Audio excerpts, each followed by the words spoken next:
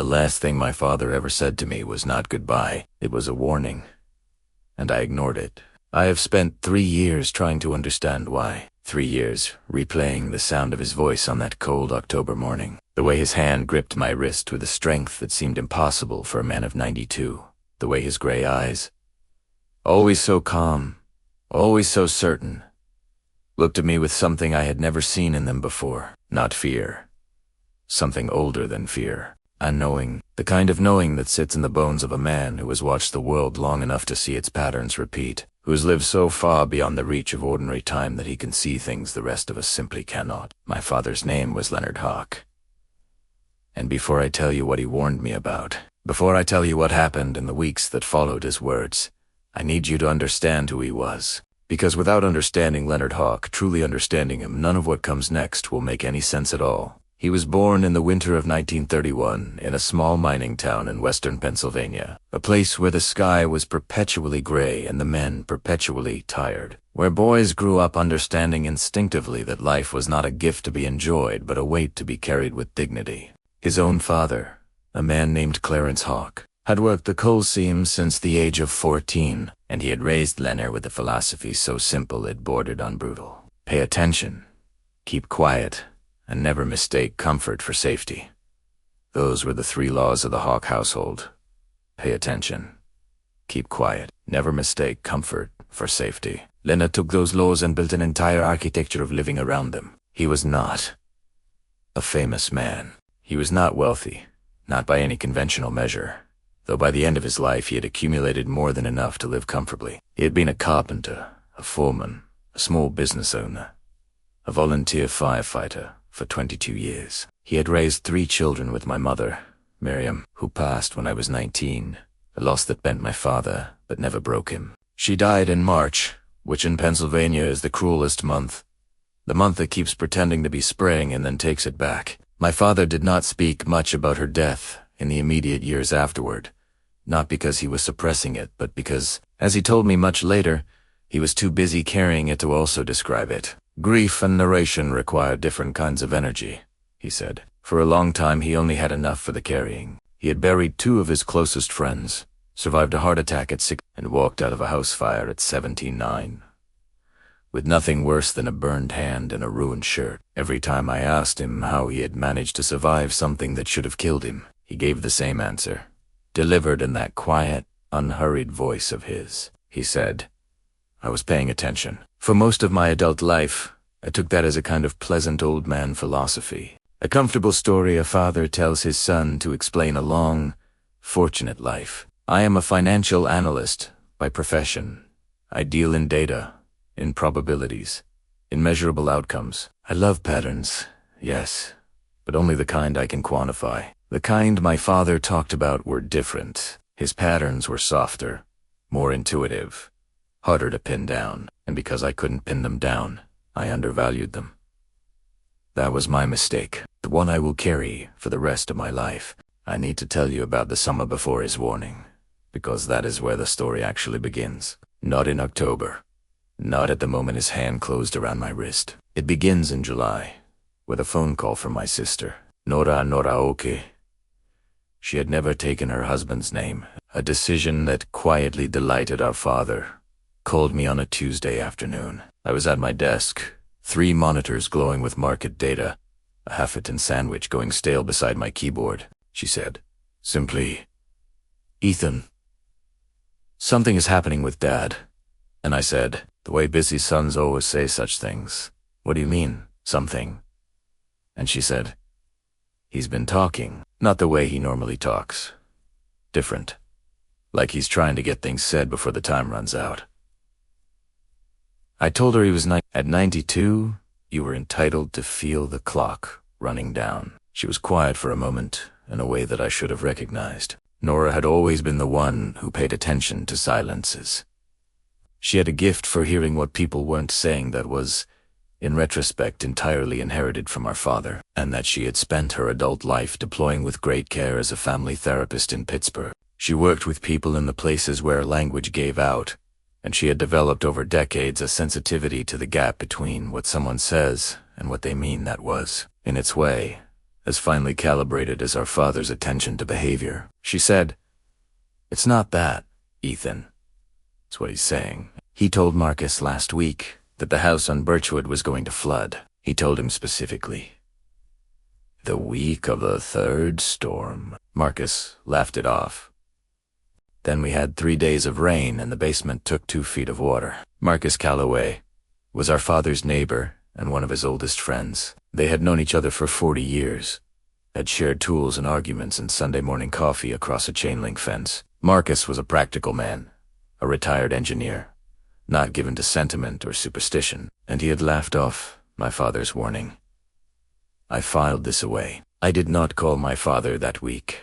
I had a quarterly report due, a client in Singapore who required hand-holding, and a vague assumption that Nora was, as she sometimes did, amplifying. But then there was the matter of Daniel Forsyth. Daniel Forsyth was the man who bought the old Reinhold property 2 streets over from my father's house. He was 43, successful, the kind of man who drove a truck that had never seen mud and wore workwear that had never seen work. He had moved into the neighborhood with plans to renovate, to expand, to improve. My father had met him at the neighborhood association meeting in August, and had come home and told my sister, who was staying with him for a few weeks that summer, that Daniel Forsyth was going to lose that house. Nora had asked why. My father had looked at her with those gray eyes and said, "Because he doesn't understand what he's looking at. A man who doesn't understand what he's looking at always loses." 2 months later, Daniel Forsyth discovered that the foundation of the Reinhold property had been compromised for years, an undisclosed issue that the previous owners had papered over with cosmetic repairs. The renovation estimate ballooned from $80,000 to $300,000. Forsyth tried to back out of the deal, got tangled in a lawsuit with the sellers, and by October had listed the property for less than he'd paid for it, walking away from a 6-figure loss. When Nora told me this on the phone in late September, I was quiet for a long time. I said, "How did he know?" She said. I asked him the same thing. He said Forsyth shook his hand at the meeting and didn't look at the door. He said a man who doesn't check his exits when he enters an unfamiliar room is a man who's never had to run from anything, and a man who's never had to run doesn't see the danger until it's already inside with him. I thought about that for a long time after I hung up. It was the kind of thing that sounds like a riddle until suddenly it doesn't. Until suddenly it sounds like the most obvious thing in the world. I drove out to see my father the first weekend of October. He lived in the same house he had lived in for 51 years. A modest 2-story on Alderman Road, white clapboard with dark green shutters. A wide front porch where he had spent most of his retired life in a wooden rocking chair that he had built himself. The yard was immaculate, even at 92. Even with a hip that had been giving him trouble since spring, he kept the yard with a precision that embarrassed younger neighbors. There was a dignity to it that I had always admired and rarely acknowledged out loud. He was on the porch when I pulled up. He watched me park with that particular stillness he had. Not the stillness of a man who is waiting, but the stillness of a man who is observing. There is a difference. Most people don't know the difference. Leonard Hawk had been demonstrating it my whole life. I climbed the porch steps. He said, "You look tired, Ethan." I said, "Work has been complicated." He said, "Work is always complicated." That's not what tired looks like on you. "Sit down." I sat. For a few minutes, neither of us spoke. This was normal with my father. He had never been afraid of silence. He treated it the way other men treated a good meal, something to be settled into, appreciated, not rushed. The October light was long and golden, falling across the porch in thick bands. A neighbor's dog was barking somewhere down the street. The leaves were turning, the maples bright against the gray sky, and for a moment I felt something I hadn't felt in a long time. Sitting there with him. Safe. I felt safe. Then he turned to look at me, and I saw it. The thing Nora had been trying to describe on the phone. His eyes were the same, clear and gray and steady, but there was a depth to them that hadn't been there before, or that I hadn't noticed before, which I now understand is not the same thing. He looked like a man who had made a decision, not a difficult one, an inevitable one. He said, "I need to tell you something, and I need you to actually hear it." I said, "I'm listening." He said, No, you're not. Not yet. But you will be. And then he didn't say anything else for another minute. Just looked out at the yard. A cardinal landed on the fence post at the edge of the garden, a flash of red against the dying grass. And my father watched it for a long moment before it flew away. He said, "I've been watching 3 things this year, Ethan. 3 things that don't fit. You know what I mean when I say something doesn't fit?" I said I thought I did. He said, "Something that doesn't fit is something that's out of place in a way most people explain away. They explain it away because seeing it for what it is would require them to change something they don't want to change.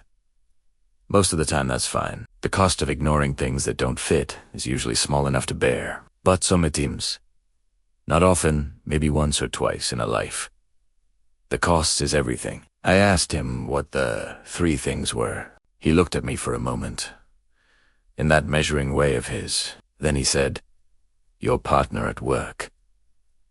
The one you call Garrett." He meant Garrett Solano, my business partner of 11 years. The man who had helped me build our firm from a 2 operation in a rented office to a company managing assets for over 60 clients. Garrett was brilliant, charismatic, meticulous. I trusted him the way you trust a man you've worked beside for over a decade, which is to say, I had stopped actively trusting him because it had become automatic, which my father would have said was exactly the problem. I said, "What about Garrett?" My father sighed. "When did he last take a vacation?" I thought about it. I said, "Last year." "No. The year before." He said the market was too volatile to take time off last year. My father sighed. "And the year before that?" I said, "I'm not sure. Maybe he didn't." My father nodded slowly, the way he nodded when he was confirming something to himself rather than agreeing with someone else. He said, "A man who won't step away from what he's managing has either lost confidence in the thing he's managing, or he's afraid of what someone else might see. If he's not there to control the view." I started to say something. He held up one hand, not rudely, just firmly, and kept going. He said, "The second thing is your neighbor. The woman in the blue house? Selene." I blinked. Selene Marsh was my neighbor in the townhouse development where I lived, a retired school teacher in her late 60s, a quiet woman who kept a garden and waved hello and occasionally brought cookies to the building at Christmas. I had no idea my father knew anything about her. He said, "I met her at your place last Thanksgiving. She asked you 3 questions at dinner, and every question was about money. Not asking for advice, asking to understand how things work.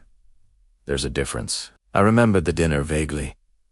I had not noticed the pattern he was describing. He said, "She's been taking advantage of Ethan. Recently. I don't know by whom and I don't know how, but I know the look. Your mother had it after the thing with the credit cards in 2004, when that man at her office, do you remember? Primera, remembered? No, a colleague at my mother's office had manipulated her into co-signing a loan that had taken years to resolve." He said, "Check on her. Not intrusively. Just check." I nodded. I said, "You said 3 things." He was quiet for a moment. Then he said, "The third thing is harder to say." I waited. He said, "I think I'm leaving soon, Ethan." I felt the cold move through me then. Not surprised exactly. He was 92, and we had all, in the private corridors of our minds, been walking alongside that reality for years. But hearing it said plainly, in that ordinary voice, on that ordinary porch, in that ordinary afternoon light, was different from thinking it. It took on a weight that thinking it never had. I said, "Dad," he said, "I'm not afraid of it. I've been ready for a while, but there are things I need you to know before I go, and I need you to know them in the right order, because the order matters." He reached over then and took my wrist, not gently, firmly. "The way you hold something you need to make sure it won't move," he said. "First, the Garrett situation. Don't wait on it. Don't reason yourself out of looking. When something doesn't fit, the cost of looking is always smaller than the cost of not looking. Always. Do you understand me? Primera, sa idias, he said. Second, you've been alone for 4 years, and you've been telling yourself it's because of work. That's not the reason. The reason is that you're afraid of the same thing your mother was afraid of for the first 10 years of our marriage. I said. And what was that? He said. That the people you love most are the ones with the best view of your failures. That hit me somewhere. I was not prepared for it to hit me. I looked away from him, out at the yard, at the maple he had planted the year I was born, and that now stood 40 feet tall in the October light. When I looked back, he was watching me with something close to tenderness. He said, I'm not saying that to wound you. I'm saying it because it took your mother 10 years to get past it, and then we had 22 of the best years of my life. Don't wait 10 years, Ethan. We sat together until the light changed and the chill deepened, and he said he was going in for dinner. I stayed another hour, and we talked about smaller things. A book he was reading, a recipe Nora had sent him, the cardinal that kept appearing in the yard. He said he liked to think the cardinal was your mother, checking in. I said that was a beautiful thought. He said it wasn't beautiful. It was just likely. And Ismailed for the first time that afternoon, and for a moment he looked 40 years younger. I drove home with his words sitting in my chest like stones. I did not take them seriously enough. Not that night. Not that week. There is a particular kind of willful blindness that is not stupidity and not cowardice, but something more nuanced.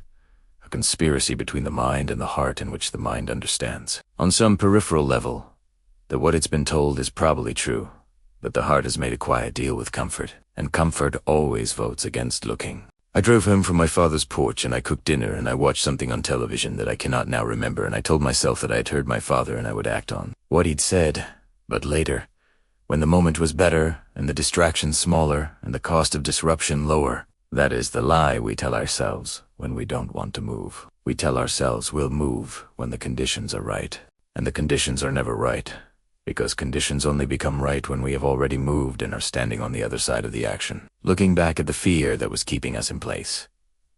My father understood this. He had spent 92 years understanding this. He understood it because Clarence Hawk had made him understand it young, in the blunt pedagogy of a mining town, where the men who waited for the right moment to check the support beams were the men who did not come home. I told myself I would look into the Garrett situation after the quarterly close. I told myself I would knock on Cellini's door sometime soon. I told myself I would knock on Cellini's door sometime soon. I told myself I had heard my father and understood him, and that was enough for now. It was not enough, and I would understand exactly how insufficient it was approximately 3 weeks later, at 8:15 on a Tuesday morning, when my office manager, a sharp and loyal woman named Patricia Chun, knocked on my door and told me she had found something in the accounts. But before I get to that morning, before I tell you about what Patricia found, and what it meant, and the cascade of revelations that followed, I need to tell you about what happened to my father 11 days after I left his porch. Nora called me on a Sunday morning. Her voice was the voice of someone who has been crying and then stopped, and then started again, and then stopped, and is now operating in the fragile, careful territory between. She said, "Ethy, he had a fall last night. He's in the hospital." I was in my car before she finished the sentence. The drive to Millbrook General took 45 minutes on clear roads. I made it in 31. I have almost no memory of how. I remember arriving in the parking lot, hands still gripping the wheel, realizing I had no recollection of the 2 highway junctions I must have navigated. The mind does a strange thing in moments of fear. It retreats from the surface of experience and operates from some deeper, more animal place, handling the mechanical tasks of driving while leaving the rest of you to hold the weight of what you don't yet know. I remember arriving in the parking lot. I remember looking at the emergency entrance and taking a long, slow breath before I got out of the car. I remember the antiseptic smell of the lobby. I remember Nora's face in the corridor outside the cardiac unit, pale, composed, working hard to stay that way. I remember our brother, Frederick, who had flown in from Portland overnight, standing with his arms crossed and his jaw set in that particular way he had when he was frightened. My father was awake. That was the first thing Nora told me. He was awake, and he was stable, and he was, she said with a strange smile, asking for his book. He had fallen on the back stairs at 2 a.m. The doctor, a young man named Dr. Alvarez, earnest and careful, told us the fall had been preceded by what appeared to be a brief cardiac event. Not a heart attack in the traditional sense. A warning shot was how he described it, and then caught himself and because warning shot was perhaps not the most reassuring language for a family gathered in a hospital corridor, he said. A significant, arrhythmic episode. Your father's heart has been telling him something for a while. We need to listen to it now, I said. Does he know? Dr. Alvarez said. He knew before we did. He told the admitting nurse he'd felt it coming for 3 weeks. 3 weeks. Since before our conversation on the porch. Since before his warning. When I went into the room, my father was sitting up in the bed with a paperback open on his lap. He looked at me over his reading glasses with an expression that was almost amused.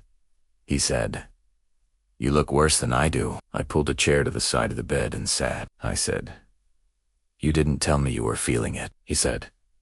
"I told you everything you needed to know," I said. "You should have told me about this," he said. "Ethan, if I'd told you I was feeling some irregularity in my heart, what would you have done?" I said.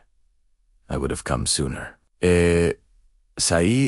No. He would have come sooner and spent a visit worrying about my heart instead of hearing what I was saying. I needed you to hear what I was saying. I had no answer to that. It was completely, devastatingly logical. He reached over and patted my hand, a gesture so simply, so unaffected that it nearly undid me. He said, "Did you look at the accounts?" I said, "Not yet." He made a small sound that was not quite a sigh and not quite disappointment. It was something more patient than either. He said, "Ethan, what did I tell you on the porch?" I said, "Don't wait on it." He said, "Don't wait on it." I left the hospital at 10 that night. My father was stable, comfortable, arguing mildly with the night nurse about whether a man of 92 who'd had his heart misbehave was entitled to eat something other than broth for dinner. Frederick and Nora would take shifts. There was a plan. I drove to the office. It was empty at that hour, the way offices are only ever empty in the middle of the night, which is different from being merely unoccupied. The building had its own quality of absence, a pressure of silence, the lingering ghost of 100 working days pressing against the walls. I turned on the desk lamp rather than the overhead lights. There was something about the full fluorescence that felt wrong for what I was about to do. This needed a narrower, more focused light. I opened the internal accounts management system with my administrator credentials. This was a system I had helped design years ago when we first brought our technology infrastructure in-house. I knew its architecture. I knew its reports. I knew, because I had built the thing, exactly where its monitoring thresholds sat and exactly what would fall between them. The first hour I found nothing obviously wrong. I was looking for patterns, not individual transactions, but the shape of things over time. The topology of money moving in ways that should be linear and predictable, but sometimes developed curves that shouldn't be there. It is the kind of work that requires a particular mental state, a combination of focus and peripheral vision, the way you look for something in your darkness, not by staring directly at it, but by letting your eyes settle just to one side of where you think it might be. The first thing I found was in the 3rd year of records, a client account, a retired couple named the Winthrops. People I knew personally, who had entrusted us with most of their retirement savings, showed a pattern of fee assessments that were marginally higher than documented, not dramatically higher. The kind of higher that might be explained as a billing system quirk, a rounding artifact, a clerical inconsistency. The kind of higher that you would need to know what you were looking for in order to see it all.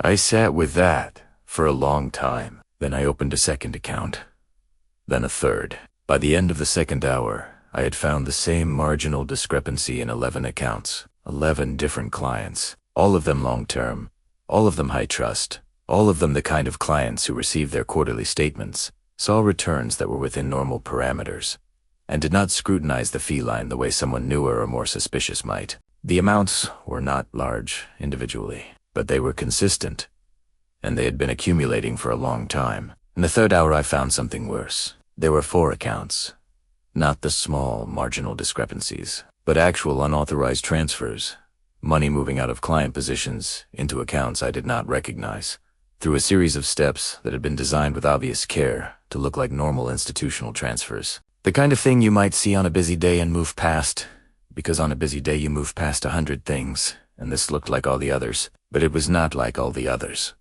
The destination accounts, I had to look them up through a separate system. A process that took 40 minutes of careful, cold-blooded work did not belong to any of our institutional partners.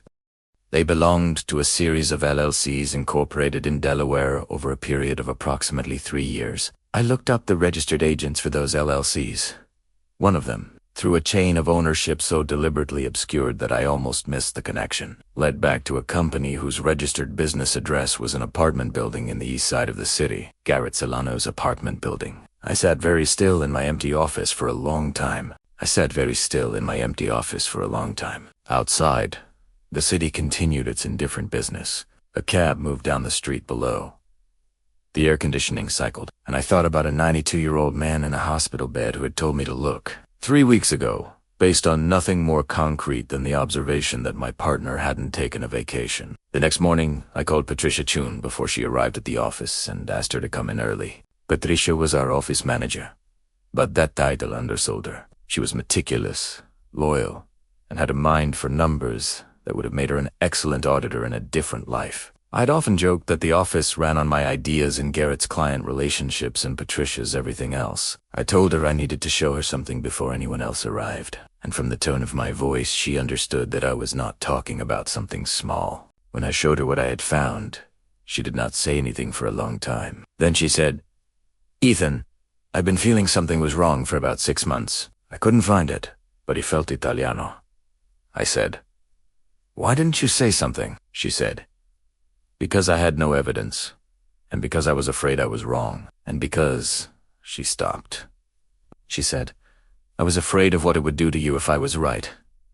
There it was. The cost of not saying the thing that doesn't fit. The cost of protecting someone from a truth they need to hear. My father had known this cost his entire life and had spent decades trying to make sure I understood it. We called our attorney, Raymond Voss, at 7:30 that morning. By noon, we had a forensic accountant named Dr. Clara Ndia beginning a full audit. By 3 in the afternoon.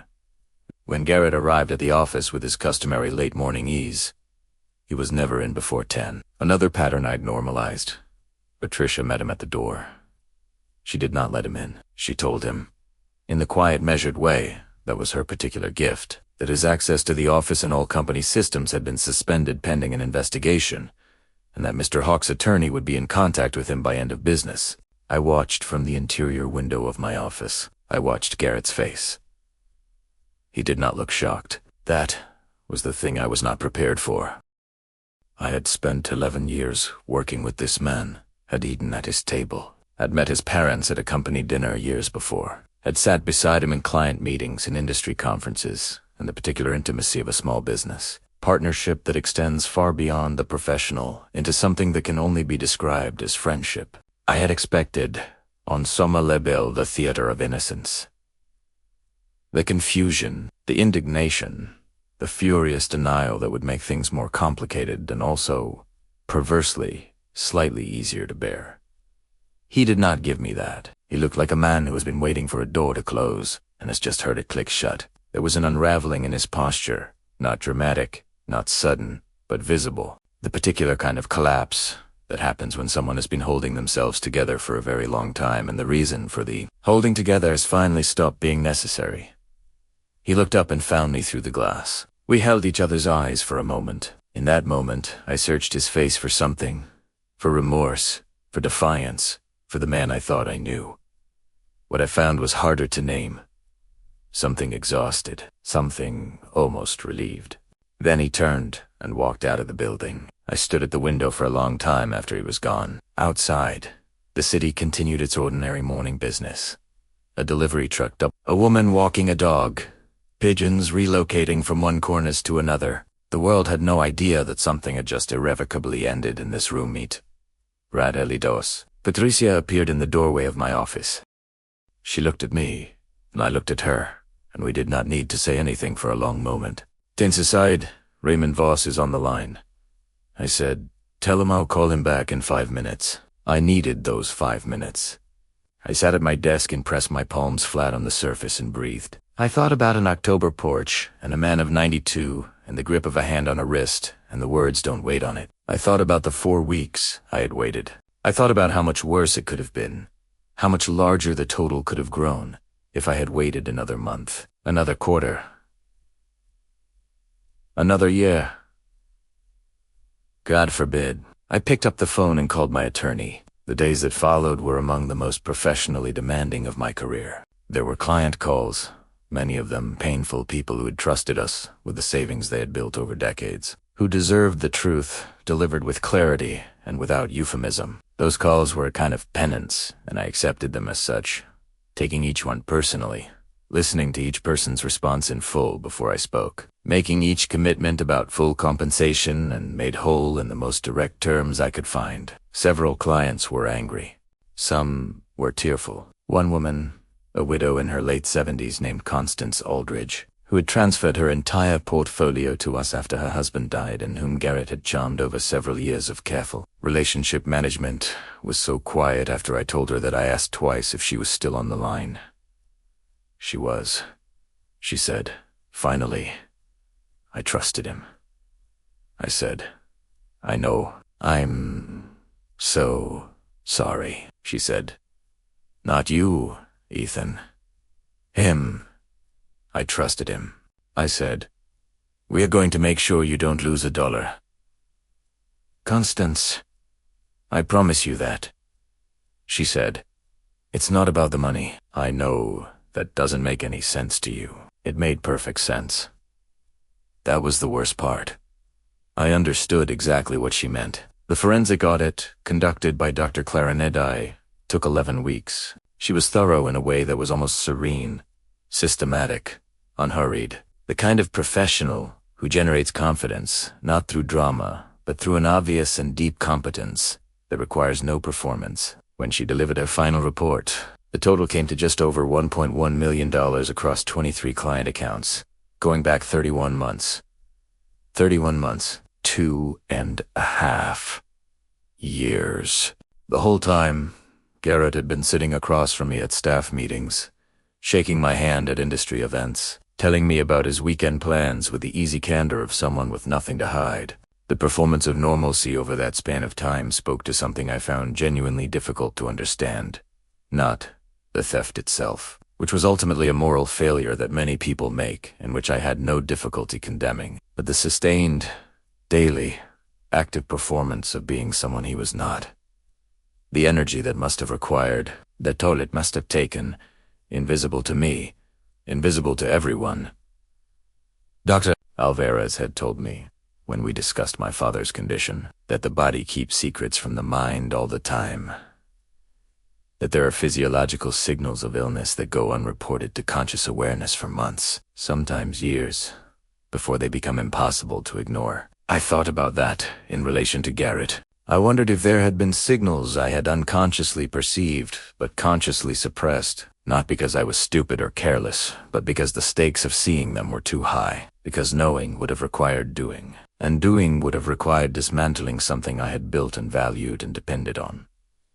My father would have said, "Yes, there were signals. You dismissed them because of comfort, not because of evidence." And then he would have said, "But you looked when it mattered.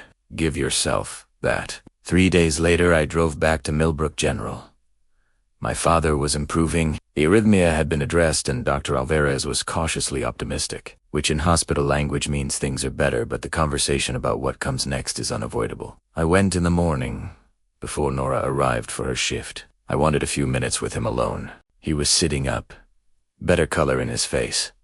The book on the table beside him replaced with a crossword he was working in pen. He looked up when I came in. I sat down. I said, "You were right about Garrett." He put the crossword down. He looked at me with those gray eyes, steady and unhurried, and I understood in that moment that he had not been waiting to hear that he was right. He had not wanted to be right. What he wanted, what he had always wanted, was for me to find out in time to do something about it. He said, "How bad?" I said, "About $1 million across roughly 20 clients." We have a forensic accountant working through the full picture. The clients have been notified.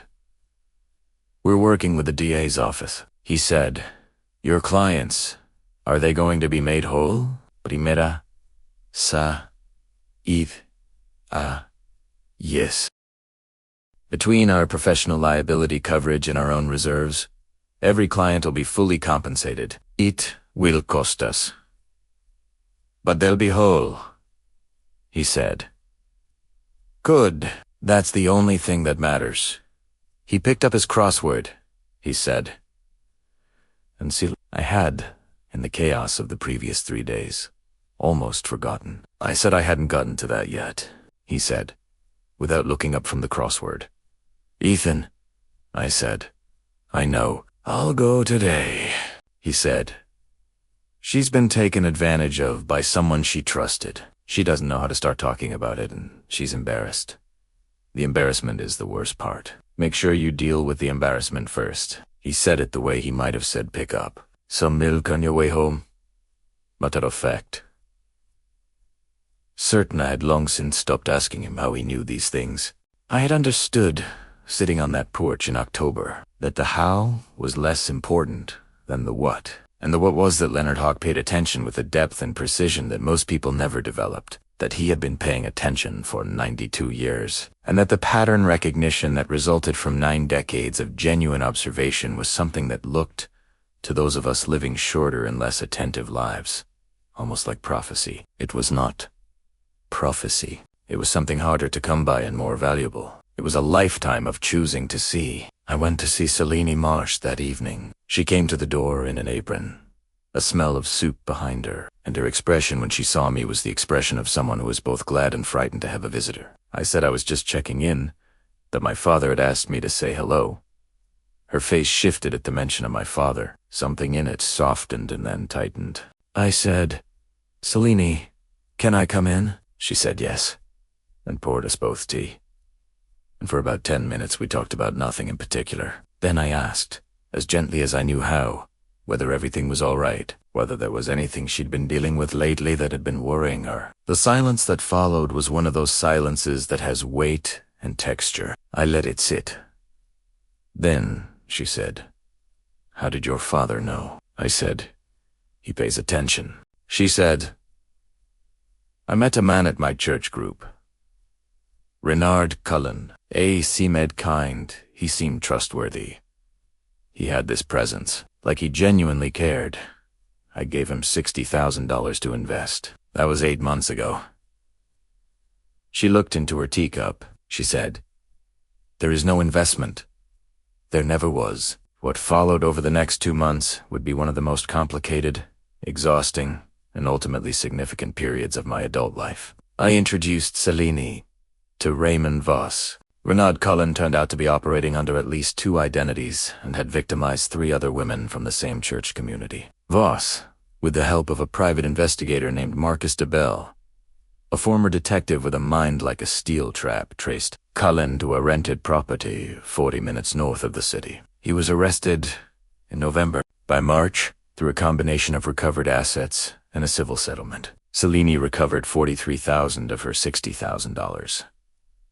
It wasn't everything, but it was something, and she did not have to carry it alone anymore. My father was home by November. The recovery took longer than any of us hoped, and shorter than any of us feared, which is about as much as you can ask from a 92-year-old heart. He was slower. He tired easily. But he was home, in his chair on the porch, with his crossword and his cardinal and that relentless, patient attention of his. I came to see him almost every weekend that winter. Something had shifted in me after the Garrett situation, after sitting in that hospital corridor waiting to know whether my father would be all right. Something about urgency and proximity and the specific foolishness of treating time as a renewable resource. We talked in a way we had not talked before. Not better. Exactly. My father and I had always been able to talk, but different. More open. He had given me 3 things to look at, and 2 of them had proven more consequential than I had imagined. The third thing, what he had said about being alone, about the fear of people with a view of your failures, I had not talked to him about. Not directly, but he had not pressed it. He seemed to understand that some doors need to be walked through in a person's own time. In December, at my company's year-end gathering, a small event, much smaller and more subdued than in previous years. Given everything, I met someone. Her name was Diana Reyes. She was there as the partner of one of my remaining associates. And she was an architect, and she had the kind of directness and intellectual confidence that I found immediately both attractive and slightly terrifying. We talked for a long time about the difference between structures that are built to impress and structures that are built to last, and I thought, somewhere in the back of my mind, that my father would have liked this conversation enormously. She was not impressed by my work in the way people sometimes are. When they hear the word finance, she asked practical questions. She asked about the thing with Garrett, which was not a secret. It had made the local business press with a frankness that I found, paradoxically, respectful. She said, "You moved fast once you found it. That takes courage when you're dealing with someone you trusted." I said, "I moved fast because someone wiser than me had been pushing me to look for 3 weeks before I did. I can't take too much credit for the speed." She said, "Who?" I said, "My father." She smiled. She said, "What does he do?" I said, "He pays attention." I told my father about Diana on a January Saturday, sitting in the living room because it was too cold for the porch. He was in his chair, by the window, the gray winter light on his face, and I sat across from him on the old sofa that had been in that room since before I was born. He listened to me describe her, the way she talked about her work, her precision, and her warmth. The way she'd laughed at something I said about interest rates, and when I was done, he was quiet for a moment. Then he said, "The fear, is it still there?" I said, "Yes, but it's different now. More like respect for the risk than terror of it." He nodded. He said, "That's the right relationship to have with a risk you're choosing to take." He looked out the window at the yard, at the bare maple, and the winter empty garden, and the fence where the cardinal sometimes appeared. Then he said, "Your mother would have liked hearing this." I said, "She would have had opinions." He said, "She always had opinions. That was one of the finest things about her." That made me laugh. It made him smile. And for a moment the cold January room felt warmer. He said, "I've one more thing to tell you, Ethan." I looked at him. He said, "When I go, and I'm not being dramatic, it's a practical matter for a man my age, I need you to read the letters in the blue box in the top of my closet. I've been writing them for 20 years, one for each of you. You, Nora, Frederick. There's one for Marcus Calloway and one for Dr. Alvarez, strangely enough. Because he reminded me of someone." I said, "Dad," he said, "don't make it heavy. They're love letters, not lectures. I just wanted you to know they existed, so nobody throws them out by accident." I said I wouldn't let that happen. He said, "There's also a 4th letter. Not for anyone I know. It's for the person one of you might become the child of a child. A grandchild I may or may not live to meet. I didn't want to leave without something for them." I sat with that for a long time. He had been writing letters for 20 years, carrying on a conversation with a future he might not be alive to inhabit, making sure the things he knew, the patterns, the lessons, the particular and hard-won wisdom of a life, lived at full attention, made it across the distance to people who would need them. That was Leonard Hawke. Spring came slowly that year, the way spring comes to Pennsylvania, grudgingly and with frequent reversals. Snow still threatening in April, and the Forsythia brave and stubborn against the cold. My father was weaker. We had begun discussing with Dr. Alvarez the question of in-home support, and my father had agreed to it with the same unruffled practicality with which he agreed to everything that was necessary and couldn't be changed. A woman named Ruth Aguilar began coming 3 days a week. She was patient and skilled and had the particular quality rare and valuable of not treating him as diminished. He liked her immediately. He told Nora she reminded him of a foreman he'd had at the mill in 1962, a man of absolute competence and zero tolerance for excuses. I visited every weekend. Sometimes Diana came with me. My father received her with the quiet, focused attention he gave everyone, asking her about her buildings, her philosophy of space, the relationship between beauty and function. She held her own, which did not surprise me. He told me privately, one afternoon when she had gone into the kitchen to help Nora with something, that she was precise in her thinking but generous in her feeling, which was a rare combination. He said, "Don't overthink it, Ethan. The overthinking is what cost you for years." I said, "I know." He said, "I'm not criticizing.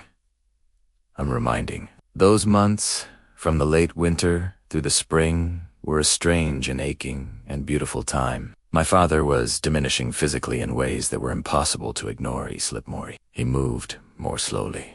There were afternoons when the fatigue in his face was so evident that it hurt to look at, and afternoons when he was so entirely himself, sharp, precise, present, occasionally wry, that it seemed absurd to be worried. That particular oscillation is one of the crueler features of watching someone old, someone you love, moving toward the end. You don't get to prepare in a linear way.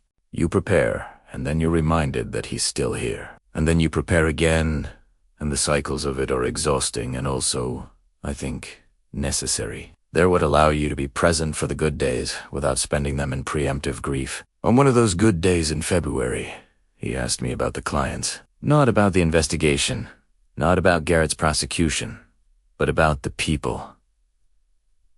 Were they all right? Were they whole?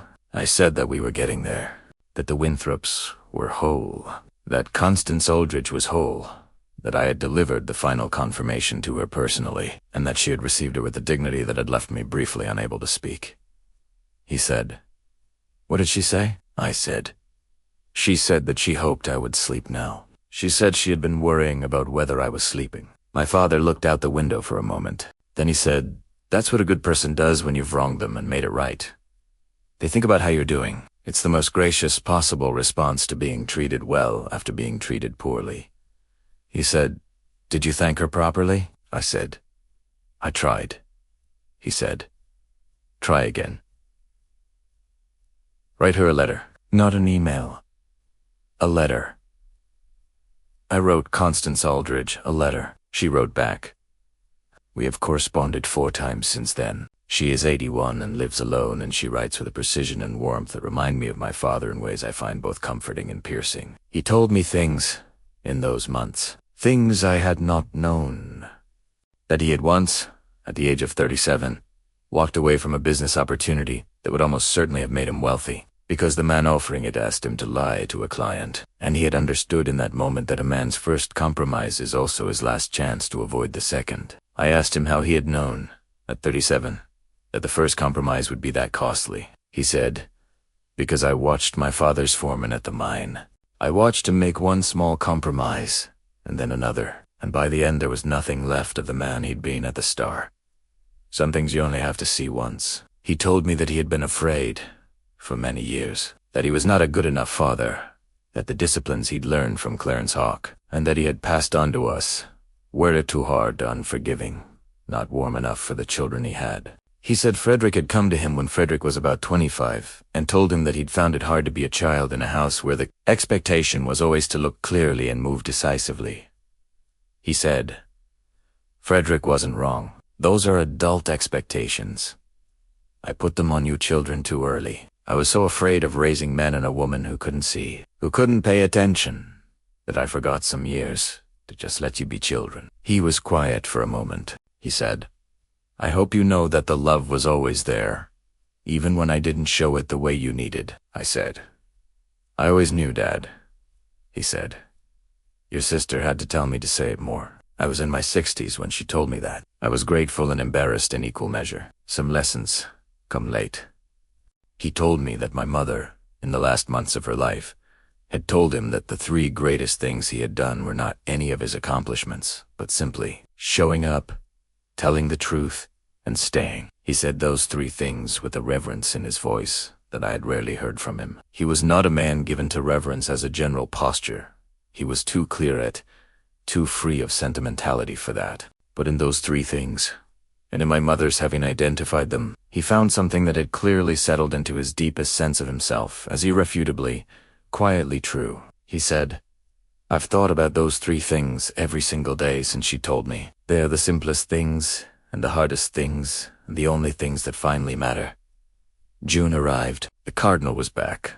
My father spent more time on the porch, wrapped in a blanket even in the warmth, watching the yard with that ancient, unhurried attention. Ruth Aguilar had become a steady and calming presence. She had a way of moving around my father that communicated not just competence, but genuine regard. She anticipated needs, without making the anticipation feel like an assessment of weakness. My father had told her, at some point in the first weeks of their arrangement, that he did not want to be managed. She had said she had no intention of managing him, only of being useful. He had said that was an excellent distinction, and they had gotten on famously from that moment. Frederick visited for 2 weeks, and the three of us, Frederick and Nora and I, fell into old patterns of sibling interaction that were both irritating and deeply comforting. The way the things that have always been true about your family are always irritating and deeply comforting simultaneously. On one of those evenings, after dinner, when Frederick had gone to make a phone call and Nora was cleaning up in the kitchen, I sat with my father on the porch in the long evening light, and we were quiet together in the specific way that people are quiet when they are running out of time and know it, and have decided to spend the remaining time in presence, rather than in words. He said, "After a while, you're going to be all right, you know?" I said, "I know," he said.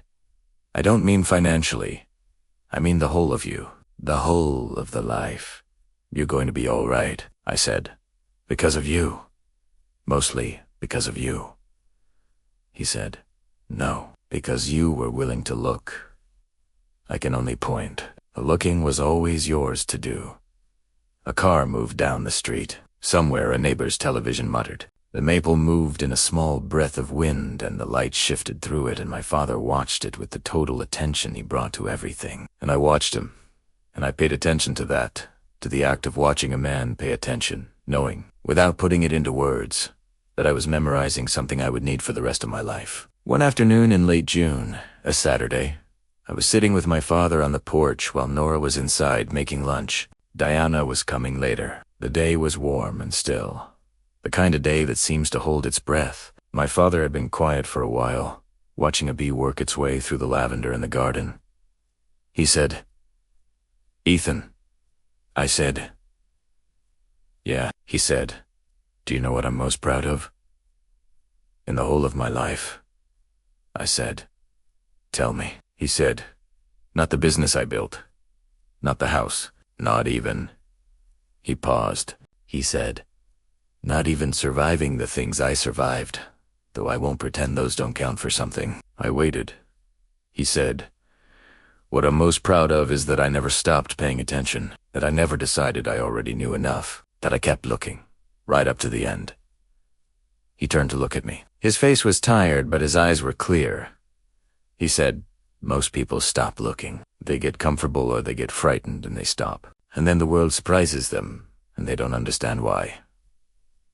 "I always wanted to understand why," I said. "You understood more than anyone I've ever known." He said, "I don't know about that. I just paid attention. You can do the same.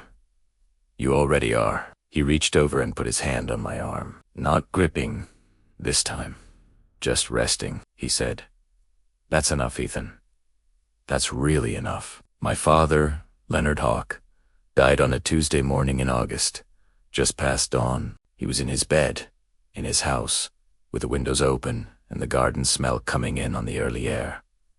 Ruth was with him. She said he had been awake and then he was not, and that it was as quiet as anything she had ever seen. No struggle. No alarm. A man who had been paying attention for 92 years, simply, finally, allowing himself to stop. Nora called me at 6:43.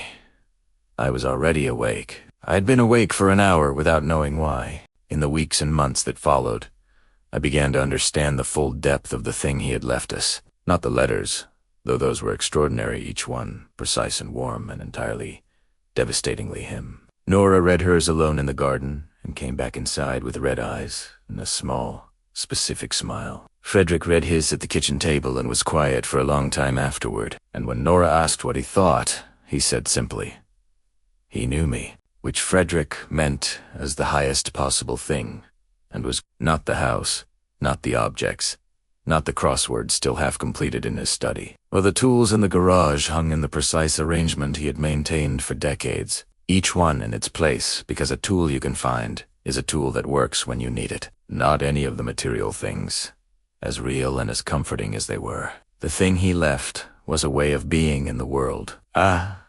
Practice. The practice of looking at what is actually in front of you, not at what you expect or hope or fear to see, but what is actually genuinely there. The practice of not explaining away the things that don't fit. The practice of speaking up before the cost of silence becomes unbearable. The practice of staying present when presence is difficult. The practice of choosing people over comfort and truth, over convenience and action, over the perfect moment that never arrives. These are not original ideas. My father would have been the first to say so. He did not discover them. He inherited some of them from Clarence Hawk and some from his 40 years of watching and building and failing and trying again. But he practiced them with a consistency and a fidelity that I have come to understand is rarer than the ideas themselves. Almost everyone knows, in the abstract, that you should pay attention and tell the truth and stay. It is a different thing entirely to actually do those things, day after day, in the unexceptional, ordinary fabric of a life. The investigation into Garrett Solano concluded in September. He pled guilty to 11 counts of securities, fraud and wire fraud. He received a sentence of 6 years in a federal facility and was ordered to pay restitution. At the sentencing hearing, the judge said something that stayed with me. She said, "What makes this case particularly troubling is not the amount stolen, but the duration of the betrayal. Year after year, the defendant chose, actively and repeatedly, to deceive people who trusted him. Trust of that depth, once broken, is not easily repaired." I thought about my father and his lesson about the first compromise being the last chance to avoid the second, about the way one small choice to look away accumulates, over months and years, into something that cannot be undone. Celine Marsh came to my father's memorial service. She stood at the back of the room with her hands clasped, and afterward she found me and said simply, "He saw me when I was invisible. I don't know how he did that, but I will be grateful for the rest of my life." Marcus Calloway, my father's 40-year neighbor, gave the eulogy. He was 81, and his voice shook a little, but his words were precise. He said, "Leonard Hawk was the most observant person I have ever known. He noticed things most of us couldn't see, and then he told you what he noticed. Not to show off, not to frighten you, but because he genuinely believed that what you could see could save you. He saved my basement from flooding in September, and it seems like a small thing to say at a memorial service. But it wasn't small. None of it was small. He paid attention on your behalf when you weren't paying attention yourself, and there are people in this room who are safer and better for it. I stood in the back of that room and thought about the porch in October and the grip on my wrist, and the gray eyes that had looked at me with that ancient, terrible, gentle knowing. I thought about how I had driven home that night and told myself I would look into things after the quarterly close. About the 4 weeks of not looking, the weeks that could have compounded the damage significantly if Patricia hadn't eventually found it herself. About the gap between hearing and acting that my father had spent his entire life trying to close in me, and that I had spent my entire life finding reasons to preserve. He was patient with me. That was the extraordinary thing. Even at the end, even when he must have known his own time was short, he was patient. He didn't demand. He didn't push beyond the porch conversation and the grip of the wrist. He said what needed to be said, and then he trusted me to move at the speed I was capable of. That was love of a very high order, the kind that sees you clearly and accepts the pace at which you're actually capable of growing rather than the pace at which it would be convenient for everyone. If you grew, the letter he wrote me was 3 pages. I have read it many times. I won't share all of it. There are parts of it that belong only to the relationship between a father and a son, the private terrain of a specific love. But there is one paragraph I want to give you, because it is the thing I most need to say, and he said it better than I ever could. He wrote, "Ethan, the only regret I carry is the time I spent worrying about whether I'd done enough instead of doing more." Do not make the same mistake. The worrying is the enemy of the doing. When you feel uncertain, don't sit with the uncertainty. Move toward it. The thing you're afraid to look at is almost always the thing you most need to see. Not because life is cruel, but because the things we avoid are the things we've already sensed. And the sensing is the beginning of understanding. Trust the sensing. And 10, move. Always move. Always move. I am moving. Diana and I will be married next spring. She is designing a house for us. She insisted on it. Said she couldn't live in something she hadn't thought through personally. Which is exactly the kind of thing you say when you are, as my father put it, precise in your thinking and generous in your feeling. She has drawn 4 sets of plans already, refining and reconsidering, and I have watched her do this with a kind of admiration I was not sure I was still capable of. Not admiration for the skill, though the skill is real and evident, but for the commitment to getting it right, even when an earlier version would have been perfectly adequate. There is a philosophy in that, a philosophy my father would have recognized immediately. Nora approved of Diana, which mattered more than I expected. They had a conversation at Christmas dinner that lasted 45 minutes and that I was not part of, and when they both emerged from it, they had the settled look of 2 people who have taken each other's measure and found the measurement satisfactory. Frederick, who has always been the least sentimental of the 3 of us, shook Diana's hand and said, "You'll be patient with him," she said. "I know what I'm getting into." He said, "Nobody ever knows entirely," she said. "I know enough." And that was that. Our company is smaller now than it was before Garrett. We have rebuilt carefully, taking on clients slowly and with greater rigor. Patricia Chun was promoted to Chief Operating Officer, a title that was long overdue. James Okafor, our compliance officer, is the kind of methodical and quietly skeptical professional I should have had beside me years earlier. We are not the same firm we were. I don't want to be. The previous version of the firm had a flaw at its center, and the correction of that flaw, painful as it was, produced something cleaner and more honest. There is something I have been thinking about, in the way you think about something you cannot fully resolve, but that demands your consideration anyway. My father saw things. That is simply the most accurate way to say it. He saw things in the way a few exceptional people see things. Not through any mystical capacity, not through anything that defies ordinary explanation, but through the accumulated result of decades of genuine, sustained, disciplined attention. He saw Marcus Calloway's basement flooding because he understood the relationship between that property's drainage and the local water table. Having watched enough October storms over 40 years to know what 3 days of rain would produce, he saw Daniel Forsyth's financial disaster because he understood, from watching a lifetime of men take on obligations they hadn't fully examined, what a man who doesn't check his exits in an unfamiliar room is likely to overlook. He saw that Garrett was hiding something because a man who won't step away from what he's managing is a man who cannot afford to step away, and cannot afford to step away, because the thing will reveal itself to whoever looks at it clearly. None of these things were magic. They were all, in the truest sense, knowledge. The deep, slow, patient kind of knowledge that only comes from a long life spent actually looking. And yet, there is something that I cannot explain as cleanly, and that I have stopped trying to explain, and have simply decided to accept as a feature of the world that I don't fully understand. In the final weeks of his life, my father told Nora something that she didn't tell me until 3 months after the memorial. She told me because she said she had been sitting with it for too long and it was time I knew. He had told her, on a Thursday afternoon in late July, that he had dreamed about my mother. He had told her it wasn't a sad dream, not a grief dream, but something else. He described it as a meeting, a planned thing, like she had been somewhere and had sent word that she was ready for him. Nora said he had seemed, in the telling of this, genuinely calm, not resigned, not sad, something much closer to anticipation, he had said.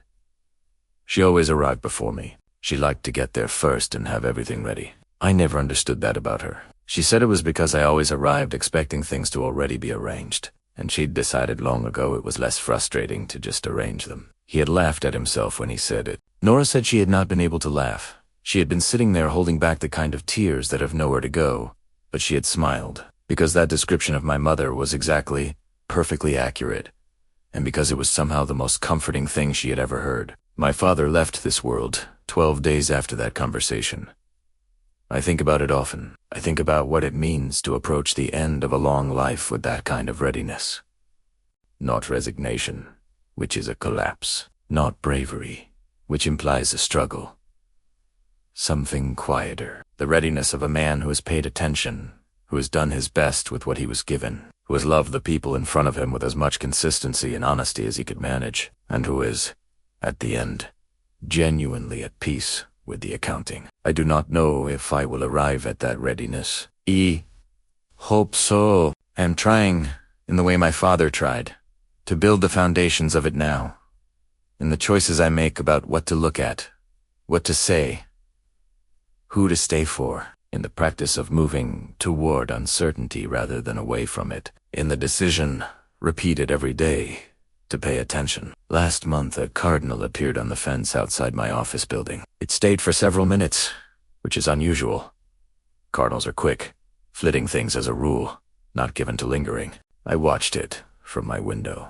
I do not know what it means, or whether it means anything at all, or whether the impulse to find meaning in a red bird on a fence is a reasonable response to grief and love, or simply the mind doing what minds do when they miss someone beyond the capacity of ordinary language to express. My father would probably say it was just a bird, but he would also say, look at it. Really look at it.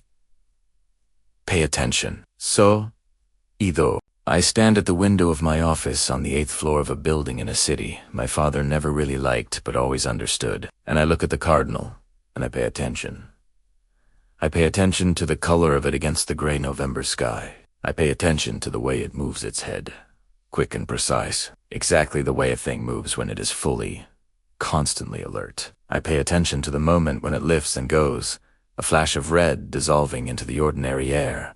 And then I turn back to my desk, and I pick up the phone to call one of my clients, a woman I've been meaning to call for a week, and I make the call. And then I answer an email from Patricia that I've been putting off. And I answer it honestly, even though the honest answer is more complicated than the easy one. And then I look at what's on my calendar and I see that I have dinner with Diana tonight. And I feel something settle in my chest that I can only describe as gratitude. Not the large, declarative kind of gratitude. The quiet kind? The kind that arrives when you realize you are living a life that has been actively constructed by the choices you made when you moved instead of waiting, when you looked instead of looked away, when you did the hard thing at the cost of the comfortable thing and found, on the other side of it, something worth having. I used to wonder what my father's life looked like from the inside, not his circumstances, Tose Canel, but the interior of it. The subjective experience of being Leonard Hawke, moving through 92 years of ordinary and extraordinary life with that particular quality of attention. Whether it was exhausting or sustaining, whether seeing so clearly was a burden or a gift, I asked him once. In those final months, he thought about it for a long time before he answered. He said, "It's like having good eyes. You see more, so you notice more. So you're often aware of things that might cause harm before they get close enough to do it. That's the useful part. But you also see the things that are beautiful that other people are walking past. The light through a window. The way a person looks at the thing they love when they think no one is watching. The cardinal on the fence. He said, on balance, I'd rather have the eyes. I would rather have the eyes. His voice, steady and unhurried and certain. He says, that's enough. He says, that's really enough. And I breathe, and I believe him. For Leonard, and for everyone who has lived long enough to see the patterns, and loved well enough to point them out.